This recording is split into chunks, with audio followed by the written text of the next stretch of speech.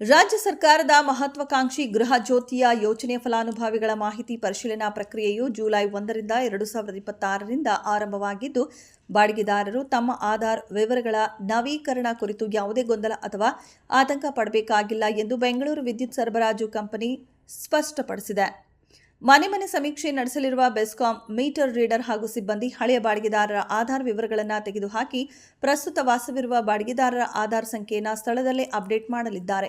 ಹಳೆಯ ದಾಖಲೆಗಳ ಕಾರಣದಿಂದಾಗಿ ಉಚಿತ ವಿದ್ಯುತ್ ಸೌಲಭ್ಯ ಸ್ಥಗಿತಗೊಳಿಸಬಹುದು ಎಂಬ ಬಾಡಿಗೆದಾರರ ಆತಂಕಕ್ಕೆ ಬೆಸ್ಕಾಂ ತೆರೆ ಎಳೆದಿದ್ದು, ಯೋಜನೆ ಎಂದಿನಂತೆ ಮುಂದುವರಿಯಲಿದೆ ಎಂದು ತಿಳಿಸಿದೆ.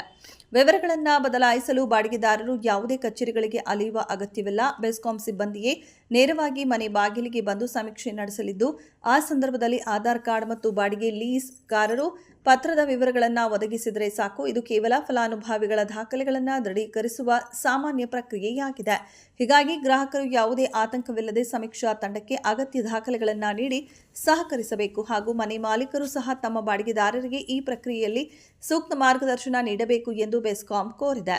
ಹೆಚ್ಚಿನ ಮಾಹಿತಿ ಅಥವಾ ಗೊಂದಲಗಳಿದ್ದಲ್ಲಿ ಗ್ರಾಹಕರು ತಮ್ಮ ಹತ್ತಿರದ ಬೆಸ್ಕಾಂ ಉಪವಿಭಾಗದ ಕಚೇರಿಯನ್ನು ಸಂಪರ್ಕಿಸಬಹುದು. ಇಲ್ಲವೇ ಪ್ರತಿದಿನ ಬೆಳಗ್ಗೆ 6 ಗಂಟೆಯಿಂದ ರಾತ್ರಿ 10 ಗಂಟೆಯವರೆಗೆ ಲಭ್ಯವಿರುವ ಕೆಳಗಿನ ಸಹಾಯವಾಣಿಗಳನ್ನು ಬಳಸಿಕೊಳ್ಳಬಹುದು. ಬೆಸ್ಕಾಂ ಸಹಾಯವಾಣಿ ಸಂಖ್ಯೆ 1912, ವಿಶೇಷ ವಾಟ್ಸಪ್ ಸಂಖ್ಯೆಗಳು 9480816111 ಹಾಗೂ 9480816112 ಮತ್ತು 9480816113 ಹಾಗೂ ಕೊನೆಯ ಸಂಖ್ಯೆ 114.